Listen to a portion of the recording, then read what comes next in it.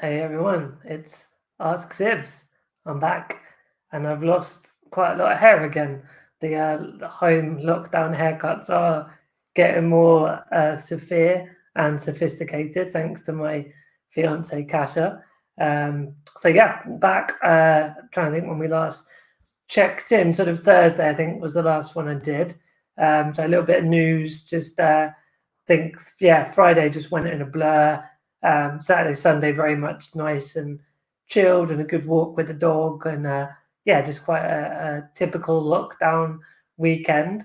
And I suppose that's what's inspired today's chat. Yeah, I mean, obviously we're getting nearer and nearer now to hopefully having restrictions on the lockdown, and we're hearing that we're going to be able to go out in the public with more people. We're going to be able to go to restaurants and cinemas and shopping centres, and I mean, there's even talk about flying from May, and I think we'll all agree, we'll kind of believe that when we see it. I think there's a lot more of the flying situation to be ironed out in general. And I think, being a disabled person, being a wheelchair user, I've always been sort of trying to approach the barriers and the injustices that I face every day in a balanced way. It's certainly not in my nature to be sort of I was going to create a victim and a whinger. I was going to say a victim accidentally. Yeah, I've never been a sort of victim mentality, and I tend to not focus on what's not possible. I focus on the possible. But I suppose as I've got older, I've generally started to question, why are there different issues and different barriers that I actually shouldn't have to face as an individual. But also as my career's progressed and I've sort of been an advocate and an activist for the community of disabled people, which, as you know, is a lot bigger and more vast than people first realize. Often many disabled people didn't realize how sort of big a community we're part of.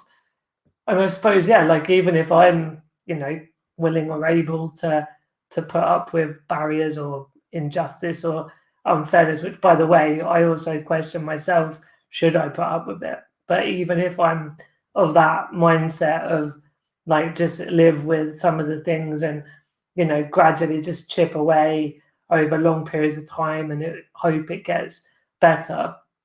I think there are times in life and as a society that we do have to actually speak truth and speak out against injustices and unfairness. And I've watched this pandemic very closely, but quite quietly. I've not come on my daily live streams and again, I'm not the kind of person that just bashes government every day and bashes business every day. Like I think it's just about a truism of my personality, and I think you will follow me long enough that I definitely don't stand for rubbish and do manage to get change in a different style. Or maybe that's a part of this narrative in my own style, is sort of using the carrot. And we had a couple of chats about this last summer, that I'm more of a carrot person than a stick person. So all these kind of thoughts I've been having over the last year, and let's say particularly observing the pandemic and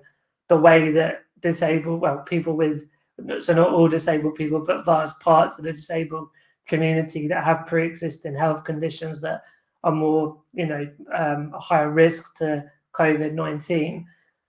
And yeah, the word vulnerable got banded around, which I know many disabled people would rather not be called vulnerable. We understand the context of it within, the virus and the pandemic, but it becomes a bit of a catch-all, and we don't want to be called vulnerable in everyday life.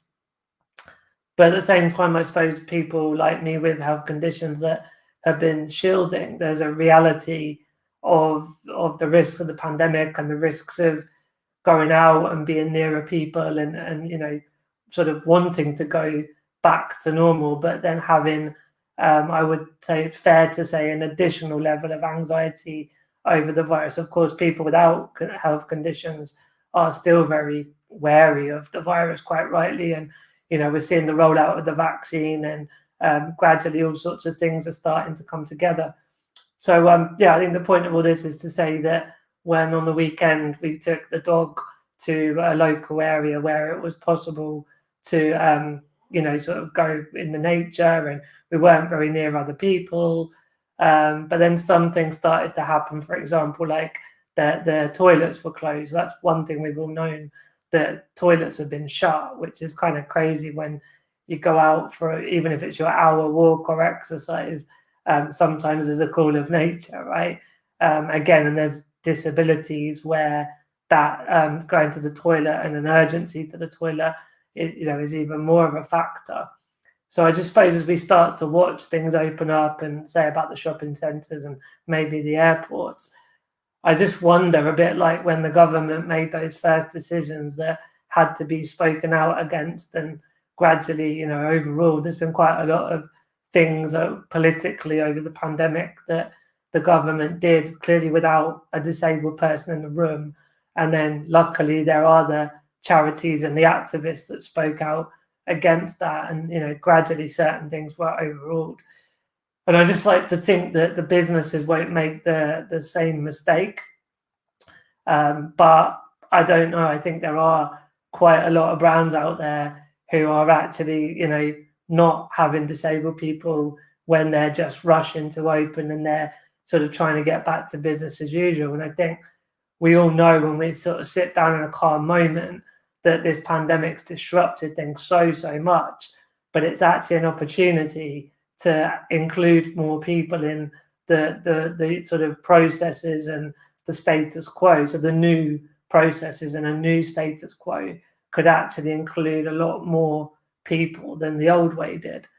And I suppose maybe that's where I'm starting to feel more of a confident voice to speak out, that we don't have to get, as I said, my nature is just not that 100% victim, 100% whinging and complaining, but actually there's such an opportunity for everyone with a little bit of calm thought process to open up the world more to be accessible to everyone. So yeah, it would just be great to see brands that actually speak to disabled people, and that's not the one wheelchair user that's in the office. That's like groups like maybe wheelchair users, but of different ages and backgrounds, but also the visually impaired community, and all the different sub-segments that I quite often talk about when it comes to disability. So yeah, I think just having that little walk on the weekend and looking ahead at things opening up, my call out really to brands is to make sure that you truly speak to us disabled people about what you're planning, and if you're accidentally going to be missing out on inclusion opportunities. And we all know there's a really good business case as well from inclusion as well, right? So there is a business case to all this, but also the moral thing, the ethical thing, just to not leave people out, because it's just not the right thing to do. So yeah, I just think it's quite an exciting time. I think there's a lot of different opportunities, and hopefully they are going to embrace them in good ways. So that's today's update. I hope you're well, and I'll see you tomorrow. Bye bye for now.